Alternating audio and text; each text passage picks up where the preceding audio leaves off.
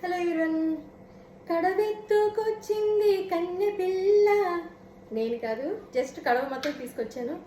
ఈ సమ్మర్కి ఎన్ని నీళ్లు తాగినా కూడా అస్సలు దాహం తీరట్లేదు. ఫ్రిడ్జ్లో పెట్టుకు తాగుదామంటే అది హెల్త్కి మంచిది కాదు, గొంతు కూడా పట్టినట్టు అయిపోతుంది. సో అందుకని కుండ కొనుక్కున్నాను. కుండలో నీళ్ళు తాగుదాము, ఆరోగ్యానికి మంచిది అని చెప్పని కొత్త కుండ తెచ్చుకున్నాను అనమాట. మా మేడ్ ఒక మంచి టిప్ చెప్పింది. కొత్త కుండ తెచ్చుకున్నప్పుడు ఎన్ని రోజులకు తాగాలి, దాన్ని ఎలా క్లీన్ చేయాలి అని చెప్పని. సో దాన్ని ఎలా క్లీన్ చేయాలి ఏంటంటే మీకు కూడా చిన్న షార్ట్ షేర్ చేస్తాను. మాకు దగ్గరలోనే ఈ కొండని 300 రూపాయలకు కొన్నాను. 350 400 చెప్పింది. కొంచెం తగ్గించమ్మా అంటే 300కి ఇచ్చింది.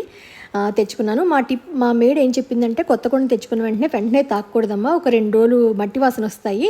సో అది పోవాలంటే రాళ్ళు ఉప్పు తీసుకుని కొంచెం వేడి నీళ్ళతోటి చిన్న స్క్రబ్బర్ పెట్టి లోపలంతా బాగా క్లీన్ చేస్తే మట్టి వాసన పోతుంది. అప్పుడు చక్కగా మీరు తాగొచ్చు అంది. అలా చేసిన తర్వాత కూడా 2 రోజులు ఫుల్ డే, ఒక రోజు అంతా పట్టెట్టు పెట్టి నీళ్ళు పారబోసేసి మళ్ళీ 2 రోజు కూడా పట్టెట్టు పెట్టి నీళ్ళు పారబోసేసాను. థర్డ్ డేకి ఇసుకది మా మేడే తీసుకొచ్చింది అనమాట. ఒక బేసిన్లో ఇసుకది పోసి దాంట్లో అయితే వాటర్ పోసుకుంటూ ఉంటే ఇసుక చల్లబడుతుంది కదా. మా చిన్నప్పుడైతే తడిగుడ్డ కూడా చుట్టేవారు అమ్మ వాళ్ళు, చల్లగా ఉంటుంది కుండ అని చెప్పని.